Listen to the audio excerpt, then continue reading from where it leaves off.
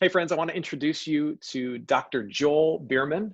He is a professor of systematic theology at Concordia Seminary in St. Louis. He's the author of various and very helpful books, Bible studies, and articles. And I'm so thankful that he's taking just a bit of time out of his busy schedule to speak to us tonight. Dr. Biermann, thanks for being with us. It's my pleasure, Matt. Good to be with you. So getting right to it, let me throw the hard questions right at you. From a Christian perspective, what is the role of government, of politics, and politicians? Specifically, like what do they do, and what do we believe they don't do? Yeah, that's a great question. Scripture is actually pretty explicit about the role of government and the source of government. Paul makes it clear in Romans 13, and Peter talks about it in his letter, that government comes from God. God has instituted it. It's established by God, with clear purposes given to it by God. And this already establishes several very critical things. Government is not an enemy of a Christian. Government is not out to get Christians. Government is established to basically keep the world together and to further justice, defined very clearly from a Christian perspective as those things which cohere with God's will. That's justice. So if it's doing God's will, which is essentially the Ten Commandments, that's justice. When I'm upholding how God has put the world together, that's justice. And that's what the government is supposed to do. They obviously some are better at that than others, and they have varied obviously up and down through time. It's good to keep in mind that when Paul told us to listen to the government, and the government is God's minister, he says, he was talking about the Roman Empire. He's talking about Nero. Nero is the one who would eventually martyr Paul. So it's kind of ironic that Paul is advocating obedience to the government that is eventually going to kill him. But that's exactly how this thing works. We're obedient to the government, whether it's Christian or not. Whether they're following God is kind of immaterial. Their job is to uphold justice. And to the extent that they do that, we're grateful. To the extent that they don't, we try to work for change as much as we can. Being part of a democratic republic, we get to do a lot more. We can lobby people. We can try to influence our representatives and our leaders, and we can even vote for them. And that's pretty heavy responsibility and a great deal of advantage that no one in the ancient world would have been able to imagine such a thing. Dr. Biermann, in your opinion, what should some of the critical filters be through which a person of faith would consider candidates and policies as they head towards the polls? Yeah, that's good. And that leads into the part I didn't answer from your first question, which is what should a government not do? And what a government doesn't need to do is promote one particular religion or uphold Christianity. That's not their job. Their job is not to make a Christian nation. That's not the government's job. The government's job is to be just. That's enough. To proclaim Christ, that's our job. That's the church's task. That's what we do. So when we're thinking about, what are some of the things that should be shaping our consideration as we go to the polls, we should be thinking about what candidates, what ballot initiatives, what proposals that I'm going to be voting for, which one of those are more nearly going to adhere to God's will? Which candidate is going to be more nearly upholding the things that God would say are important? In other words, I don't think about who's going to make my life better, who's going to give me a tax break or defend my rights or expand my pet favorite policies. But I need to think about who is going to best serve God's purposes for this country, who's going to uphold God's will for morality, who's going to uphold God's will for compassion. These are the things that need to be considered. So we should have very much an other-centered focus when we think about voting. We should think about voting as a vocation, as something I do for somebody else. So that should be going in my mind. I don't need to think about who's the most Christian candidate or who's got the best character. Frankly, the character of the candidate isn't nearly as important as the things that he will do and follow through on. Now, character is not immaterial, because if the guy is a liar, you can't trust him. That plays into what kind of leader he will be. But the more important thing is, what kind of policies will he enact? What kind of procedures will they do? What kind of laws will they pass and support? Are those laws going to be upholding God's will for creation or thwarting God's will for creation? Those are the things that need to be taken into account. And then, of course, not all things are equal, because there's all kinds of things that matter to God, all kinds of things that are part of his justice. And preserving a wetland, sure, that's important. but saving a life, probably more important. And so I think there is a sort of triage we go through that as we're kind of checking off the things that are important, and protecting lives and protecting humans ranks above protecting the animals. But then so does giving people fairness ranks ahead of me preserving my rights. You know, we have to sort out kind of the priorities as we are also thinking about who to vote for. Well, that's a great segue into my next question, which is this: is there such a thing as God's candidate? Yeah. Are there faithful followers of Christ on both sides of the red and blue divide in terms of voters and candidates?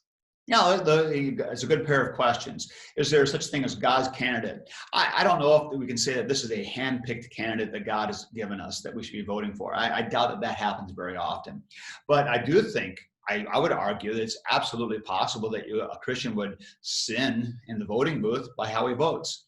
And I know that maybe sometimes surprises people because they want to be able to sort of bifurcate their lives and say, I've got my Christian life, believe in Jesus, now I've got my political life, that's all about politics. Well, if Christ is the Lord of everything and the government is also God's government, that means the government is also submissive to my Christian way of thinking. And I need to think about what's going to be advancing God's purposes. And can I violate God's will by how I vote?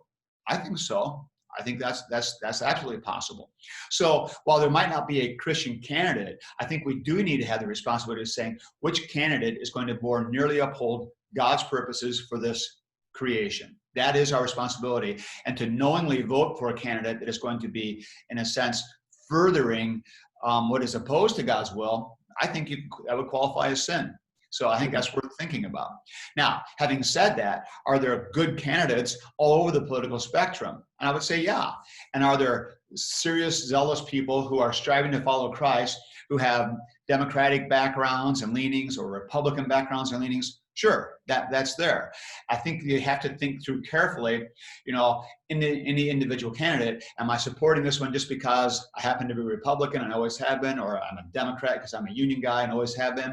You need to think carefully about what those candidates are actually supporting and whether you as a Christian are also able to support those things.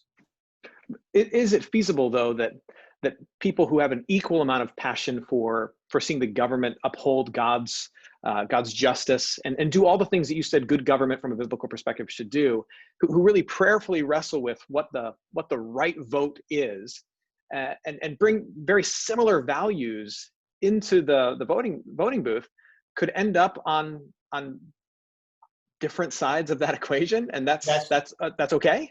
That can happen, and that's okay. I think there needs to be the willingness to recognize that, and there needs to be a certain amount of latitude here.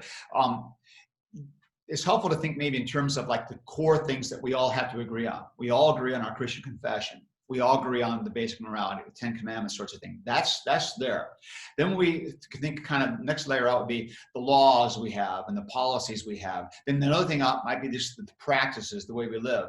The further we get out from the center, the more we need to be a little bit more generous. So we might all agree that there should be fairness.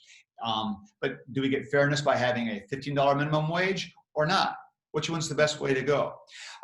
We can all agree that it'd be nice that people who are working hard would get a fair pay for what they're doing. But does lowering taxes help, or does raising taxes on the rich actually help? What's going to actually help? It might look like that's the obvious answer, but on policy things, there needs to be a lot of room for some discussion. But on core things, there's not as much room for discussion. And this gets a little bit pointed. I'll say this: when you get questions like, well, what about abortion? Well, that's a big deal. You know, that's a really big deal. And I know a lot of Christians push back hard on that and say, I don't want to be a single issue voter. You know, there's more going on here than just that issue. Granted, there is more than just the abortion issue. There are immigrants' rights and immigrants being treated unfairly. There are questions about, you know, what's right for the environment. There are questions about what's going to be good for the long haul and, you know, world politics. All of those things matter. All those things matter to God. But I think that's, again, we start getting to the priority. When you have a situation where a country is actually advocating something that is going against a core fundamental part of our Christian confession, like don't kill, and taking lives in utero, that's a big deal. And I think it gets very hard to be able to knowingly vote for a candidate that is going to promote a furthering of an abortion agenda. I think that's challenging. Now that starts to sound like single issue voting, but in a way, when there's such a huge wrong, you kind of become a single issue voter, even though it might be an uncomfortable thing. Having said that, it doesn't mean that just because the Republican platform has a pro-life plank, that everything the Republicans stand for, we agree with and support. Not at all. And that's why it's not, you can't just kind of align the Christian confession with one particular political party. It doesn't work, because I can happen to think that the plank or the platform on immigration and is not a very Christian one, on the idea of building the wall, keeping everybody out so we can preserve America's distinct identity. That's not a Christian goal. It might be a good American one, but it's not a Christian goal. So what would your pastoral word of encouragement be to the Christian who's really anxious about this upcoming election, in particular, his or her vote? Sure. Well, vote carefully and vote with wisdom and vote with knowledge, and then ask God for his grace and ask him to forgive you if you have to vote for somebody who's less than perfect, because there aren't going to be any perfect candidates. And God does give us grace, but we also need to vote. Don't sit it out, because to not vote basically means you're shirking your vocational responsibility. Can't do that. You've got to be engaged. And it gets messy in the political world. It gets messy in the temporal world. When you try to serve people in the world, you're going to get messed up. You get splattered. It happens. And that's okay, because God's grace is there for us. Now, having said that, you vote and you take it seriously. And we care, because this world does matter to God, and we're concerned about it. We love the gifts God has given us. We can love our country. That's all appropriate. On the other hand, Jesus is still Lord, and he is coming again. And the eschatological fulfillment he will bring is what we're striving for. That's our great hope. Our hope is not who gets elected. Our hope is not to make America some great country, or to make the world a better place, or to save the environment. That's not our hope, and governments are not our saviors. Government is a tool put there by God for his purposes, to kind of keep things together until Christ comes again. That's all it's for. So we can have, in a sense, this almost sounds bad, but I'll say this, almost a detached view towards all of this. We watch more as spectators than as people whose lives hang in the balance. Our lives hang in the balance of Christ's grace and God's mercy toward us. We're fine. We've got nothing to worry about. So whoever wins or loses in this election, it's not the greatest election of our lifetime. That's just hyperbole. The greatest election of our lifetime happened when God called you at baptism and elected you and made you his own child. That's not going to change. And you can be confident of that. So in a sense, sit back and enjoy the next few weeks. It'll be very entertaining, if nothing else. And Christians can have that sort of attitude of, it's okay, we're all in God's hands. Absolutely. Dr. Biermann, thanks so much for joining us and for sharing your wisdom. Sure. My pleasure.